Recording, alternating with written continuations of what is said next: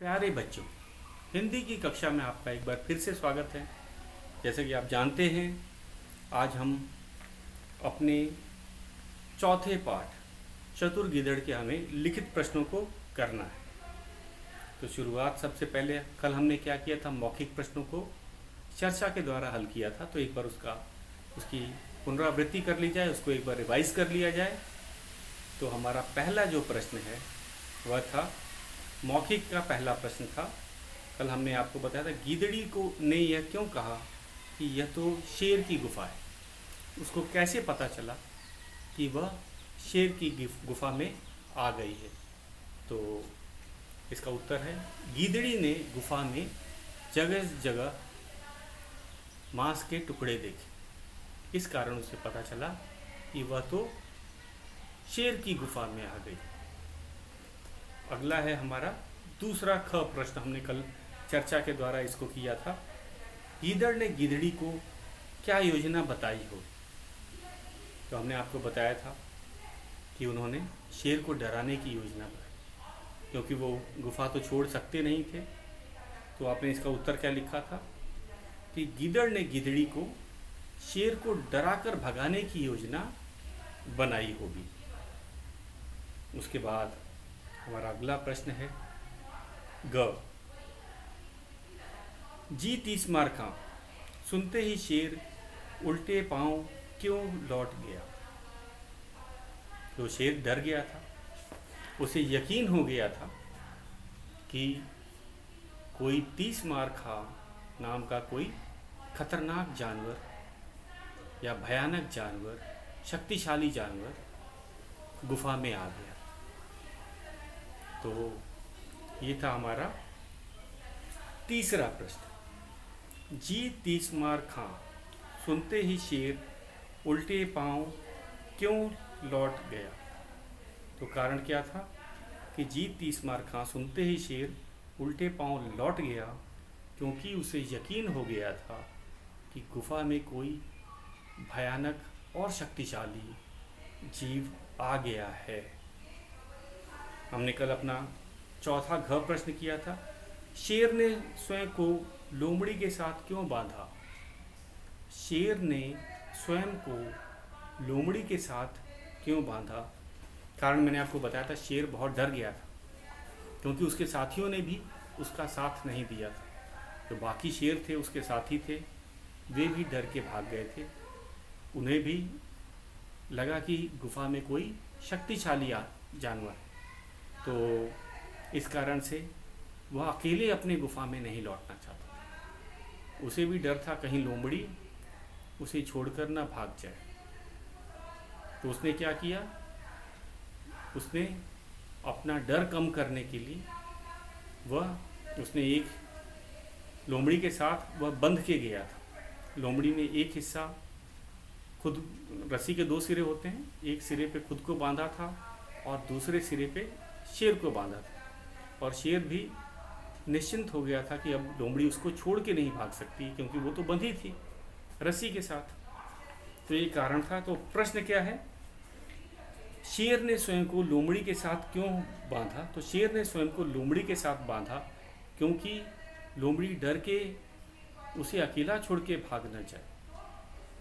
यहाँ ऐसे लिख सकते हैं, या शेर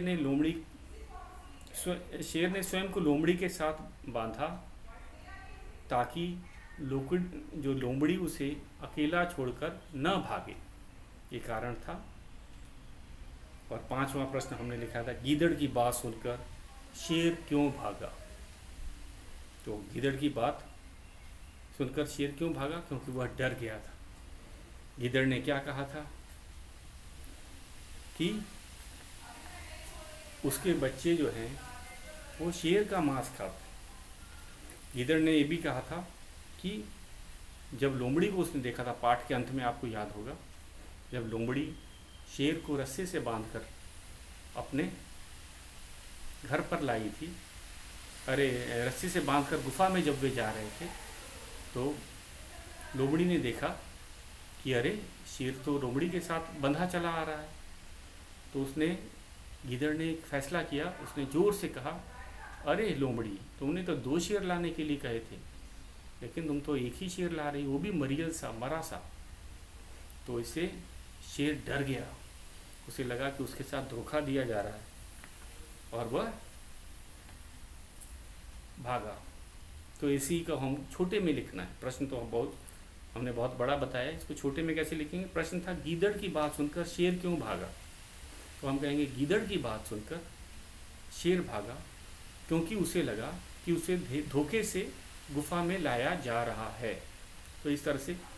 और बच्चों, इन प्रश्नों का उत्तर आपको अपने शब्दों में ही देना होता है, इसका लिखित रूप नहीं होता है। इसलिए ऑनलाइन कक्षा में भी जो इसकी चर्चा अब चल रही है उसमें आपको भाग लेना है। इन प्रश्नों के उत्तर आपको अपने शब्दों में बताने का मौका मिलेगा और उसके बाद हम कोई और प्रश्न पे चलते हैं। लिखित प्रश्न है इसके बाद। आज हम करेंगे लिखित प्रश्नों का उत्तर। ये है किसने कहा, किससे कहा, और सही उत्तर के सामने टिक का निशान लगाओ। ये बहुविकल्पी प्रश्न है, मल्टीपल चॉइस क्वेश्चन। ये लिखित में है, इसे हम बुक में ही करेंगे। तो शुरू करते हैं अपने लिखित प्रश्न। लिखित पहला प्रश्न है, यह तो शेर की गुफा है। यह तो शेर की गुफा है।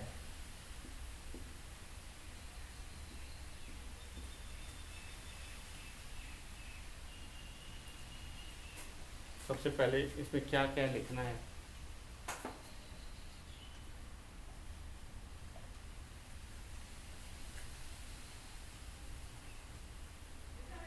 तो पहले प्रश्न समझ लेते। प्रश्न में इन्होंने बोला है कि हमें ये किसके बीच में ये बातचीत हो रही है, ये घटना किसके बीच में घटित हो रही है, ये जो संवाद चल रहा है वो हमें पहचानना है। प्रश्न है किसने कहा, किसने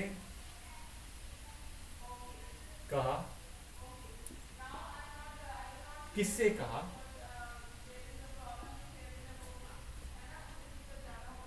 किससे कहा। सही उत्तर के सामने टिक लगाओ। सही उत्तर के सामने, सही उत्तर के सामने, के सामने, सही उत्तर के सामने टिक का निशान लगाओ।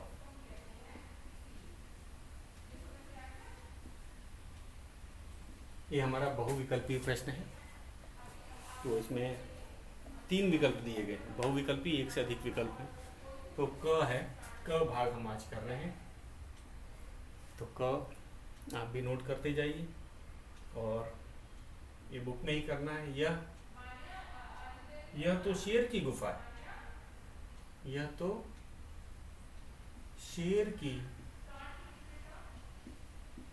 गुफा है। यह तो शेर की गुफा है। पहला है गिदड़ी ने गिदड़ से,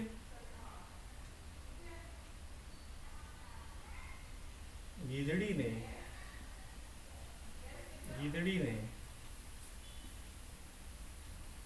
गिदड़ से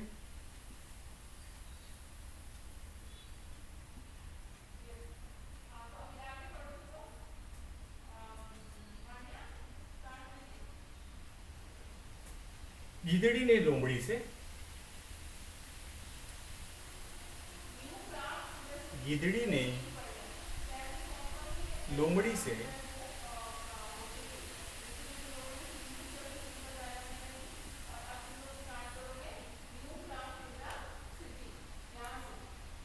और तीसरा विकल्प है लोमड़ी ने गिदड़ से।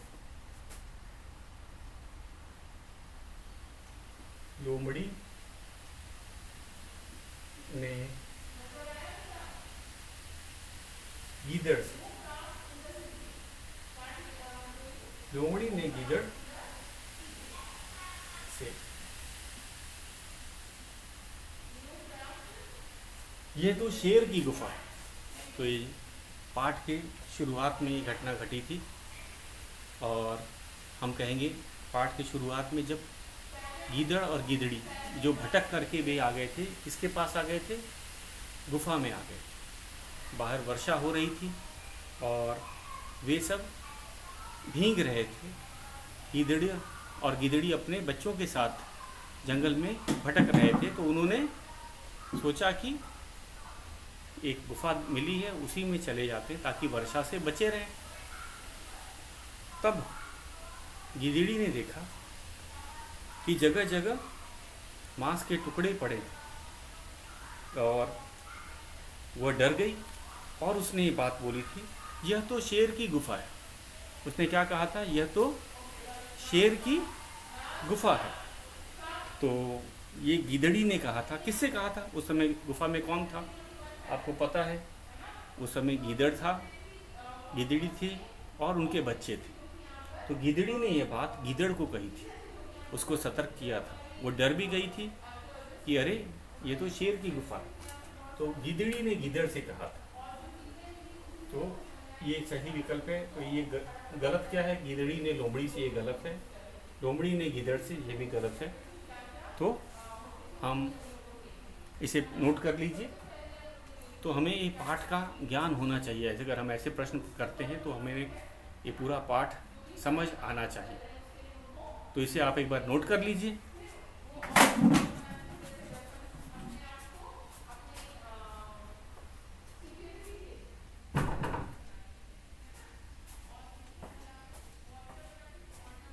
दूसरा है हमारा, दूसरा प्रश्न बहुत आसान है, इसका ख भाग। तो हम इसका ख भाग करते हैं।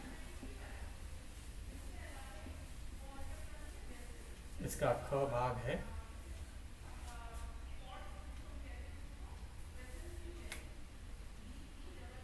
दूसरा।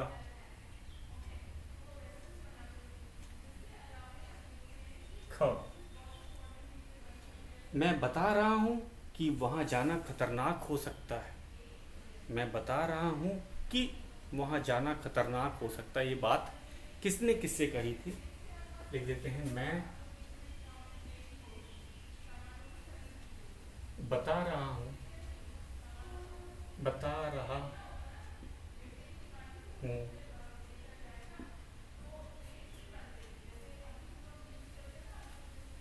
कि वहां जाना,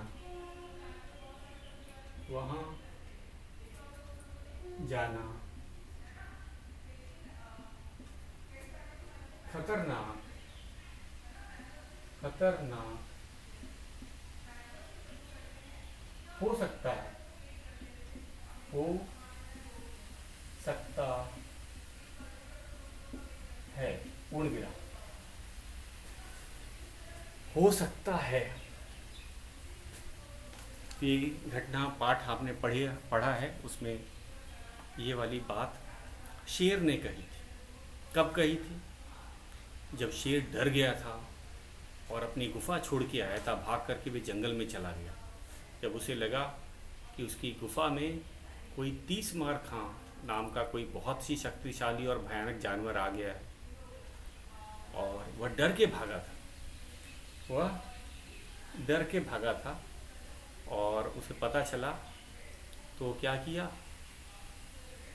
अपने साथियों के पास गया। उसके साथी शेर थे। वे हंसने लगे कि अरे तुम तो जंगल के राजा हो, तुम अपने आप को वीर बताते हो, आप जंगल के राजा हो और आप डर के भाग आए। तो उसका हिम्मत बढ़ाने के लिए शेर के जो मित्र थे उन्होंने उसको कहा कि हम भी तुम्हारे साथ चलते हैं, क्योंकि भाई दोस्त की नहीं मदद करेगा तो कौन किसकी करेगा। तो वो अपने दोस्तों को लेके जाने लगा। तो शेर लेकिन उनको भी चेतावनी दे रहा था कि मैं बता रहा हूँ कि वहाँ जाना खतरनाक हो सकता है।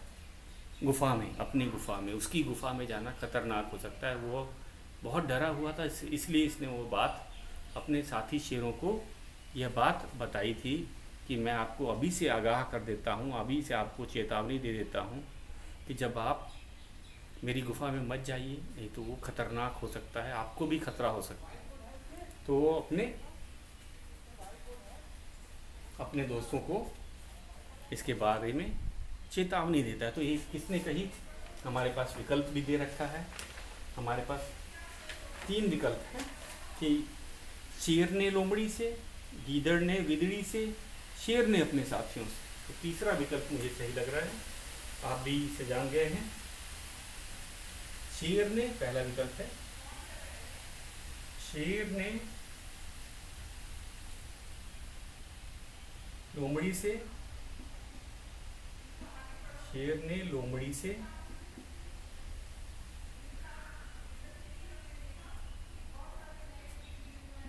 दूसरा विकल्प है हमारा, गीदड़ ने गिदड़ी से,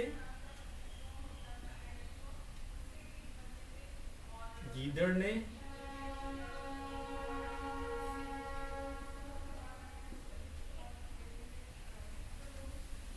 गिदड़ी से,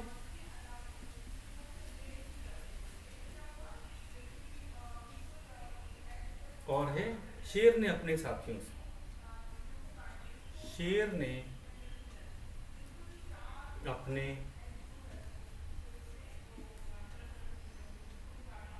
साथियों से।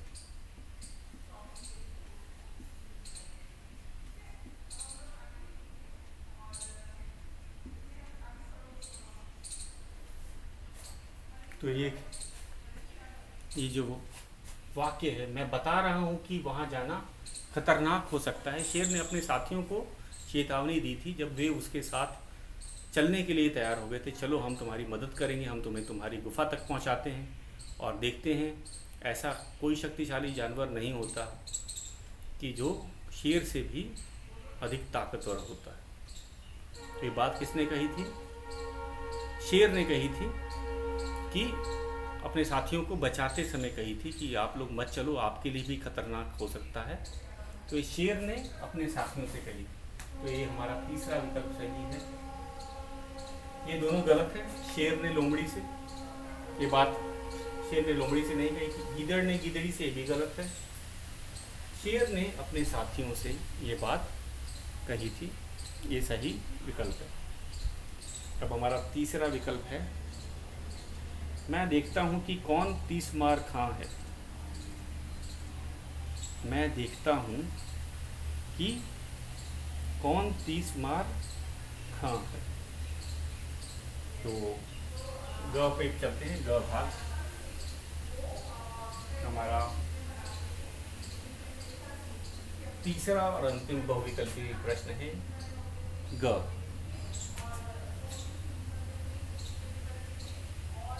मैं देखती हूँ,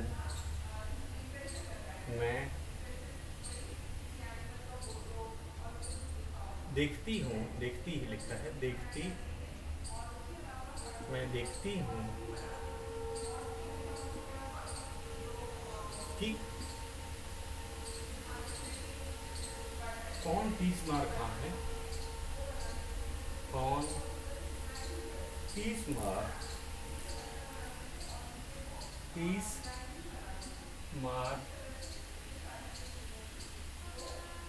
खां है। खां है, पूर्ण विराम। इसमें भी 3 विकल्प दे रखे हैं। गीदड़ी ने लोमड़ी से, गीदड़ी ने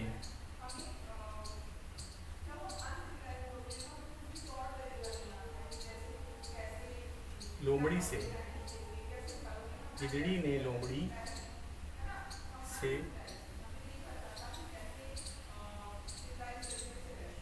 फिर है लोमड़ी ने शेर से, लोमड़ी ने शेर से,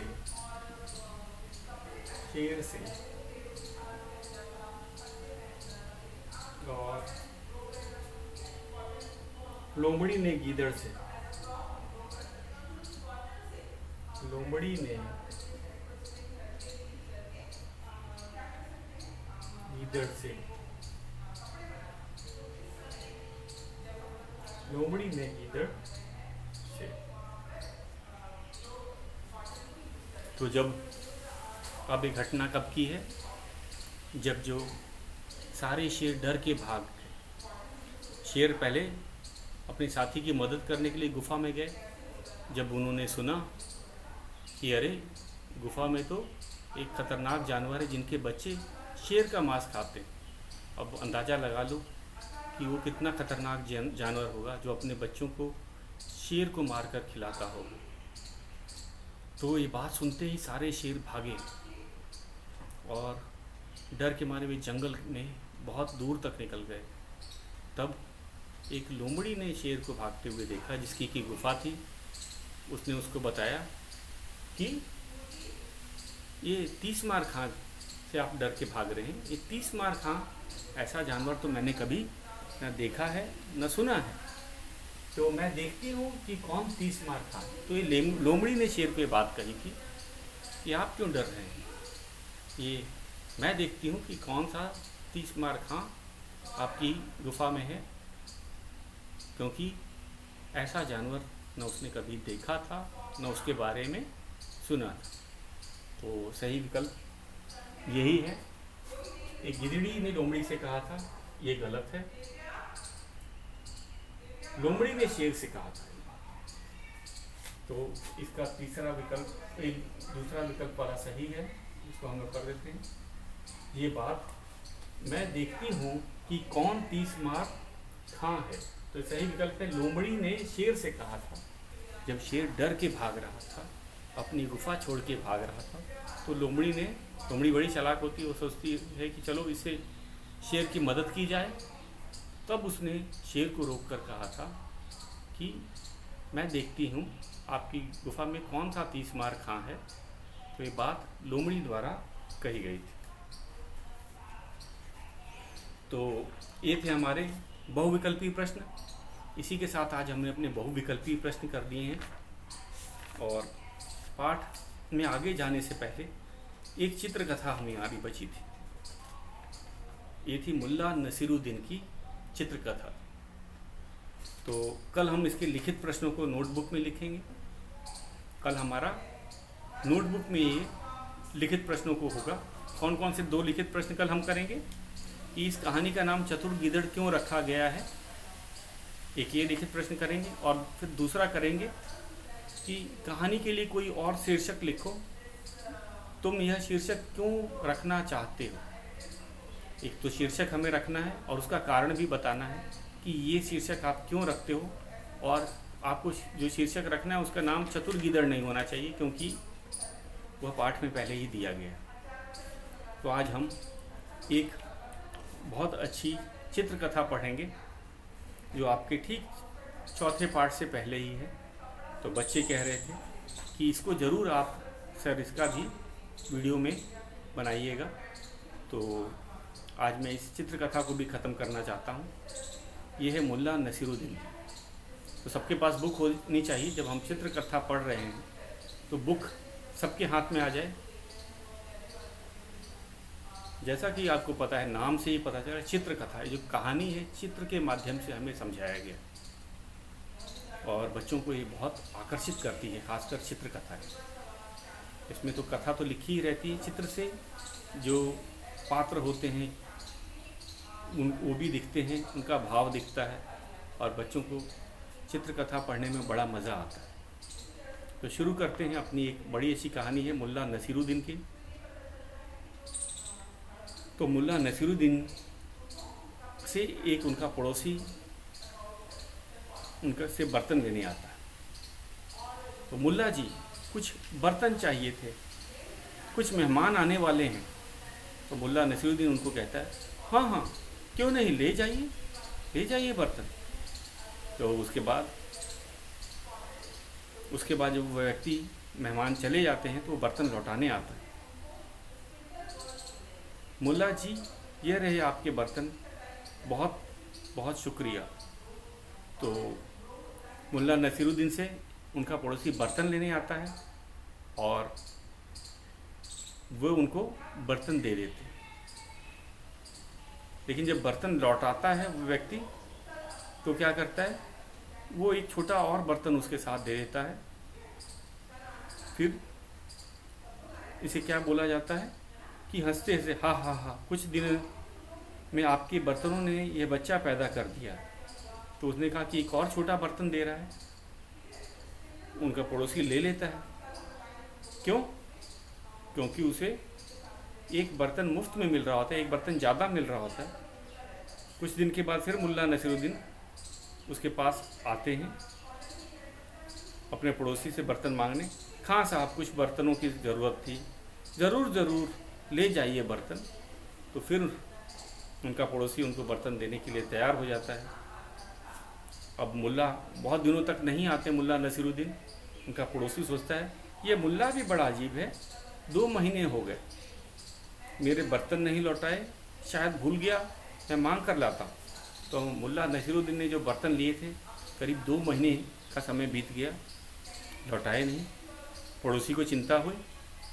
उसने सोचा शायद भूल गए होंगे, 2 महीने हैं, चलो मैं मांग के ही ले आता हूँ, अगर वे दे नहीं रहे हैं तो।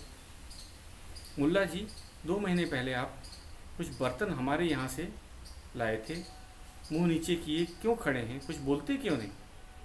तो मुल्ला देखिए, चित्र में देखिए, उनका सिर झुका हुआ है, वो दुखी हैं। पड़ोसी परेशान है। वो बोलते हैं मुझे अफसोस है खां साहब, आपके बर्तनों की तो मौत हो गई। क्या? बर्तनों की भी मौत हो गई? मगर ऐसा कैसे हो सकता है? तो मुल्ला नसीरुद्दीन जवाब देते हैं, जनाब, अगर बर्तनों के बच्चा हो सकता है तो मौत भी हो सकती। तो इसमें हमने देखा मुल्ला नसीरुद्दीन ने अपने पड़ोसी को मूर्ख बनाया। सबसे पहले तो वे क्या करते हैं, अपने पड़ोसी को एक बर्तन ज़्यादा दे देते हैं।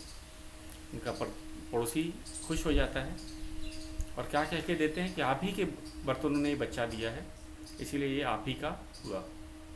और दूसरी बार फिर बर्तन लेने जाते हैं, इस बार बर्तन लौटाते ही नहीं। और फिर 2 महीने बाद जब व्यक्ति आता है कि भैया मेरे बर्तन मुझे दे दो, तो वो कहते हैं कि अरे आपके बर्तनों की तो मौत हो चुकी है। तो उसे बड़ा आश्चर्य होता है कि बर्तन कैसे मर सकते हैं। तो उसने वही तर्क दिया कि जब मैंने पहली बार आपको बर्तन दिए थे, मैंने आपको कहा था आपके बर्तनों ने बच्चा दिया है, तब तो आपने कुछ नहीं पूछा, तब तो आप खुशी खुशी ले गए थे। तो अगर बर्तन बच्चे दे सकते हैं तो वे मर भी सकते हैं।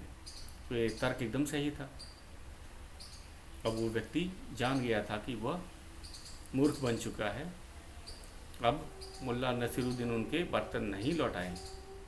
तो क्या शिक्षा मिलती है कि हमें अपनी बुद्धि का प्रयोग करना चाहिए, हमें किसी की कही बातों में नहीं आना चाहिए, लालच भी नहीं करना चाहिए। हमने देखा पड़ोसी लालची था। जब मुल्ला नसीरुद्दीन उसको एक बर्तन ज़्यादा दे रहे थे तो वो खुशी खुशी ले गया। वो मान भी गया कि हाँ भाई, बच्चों के बर्तनों के बच्चे होते हैं। तब तो उसने कुछ नहीं कहा। लेकिन जब इसी तर्क पे मुल्ला नसीरुद्दीन ने उन्हें समझाया कि अगर बर्तनों के बच्चे हो सकते हैं तो बर्तन मर भी सकते हैं, तो हमें 2 शिक्षा मिली कि हमें लालच नहीं करना चाहिए। किसकी तरह लालच नहीं करना चाहिए? मुल्ला नसीरुद्दीन के पड़ोसी की तरह। और हमें अपना अक्ल लगाना चाहिए, हमें किसी दूसरे के कहे के बात पे नहीं आना चाहिए। अगर कोई आपको झूठी या गलत बात बता रहा है तो आपको उसे हंस के स्वीकार नहीं करना चाहिए। पड़ोसी ने यही किया था, वह लालच का शिकार हो गया था। और मुल्ला नसीरुद्दीन की जो बात गलत थी कि आपके बर्तनों ने बच्चा दिया है, वो उसने मान लिया था और खुश भी था क्योंकि उसे एक बर्तन ज़्यादा ही मिल रहा था। तो ये गलत है, हमें ये शिक्षा मिलती है। तो इस ऑनलाइन कक्षा में आप इसको फिर से पढ़ लीजिएगा और बहुत अच्छी है ये चित्रकथा। परीक्षा में भले नहीं आएगी, लेकिन ये पढ़ने में बड़ी मनोरंजक थी और हमें सीख भी मिली। ये जो कथाएं हैं, मुल्ला नसीरुद्दीन भी तेनाली रामा की तरह, अकबर बीरबल की तरह काफ़ी तर्कपूर्ण जवाब दिया करते थे और इनकी कहानियाँ काफ़ी प्रसिद्ध हैं। आप नेट पर से मुल्ला नसीरुद्दीन की और भी कहानियाँ पढ़ेंगे और उसे ऑनलाइन कक्षा में डिस्कस करेंगे। तो बच्चों, आज के लिए हमारा यही है। कल हम इस पाठ के लिखित प्रश्नों को करेंगे।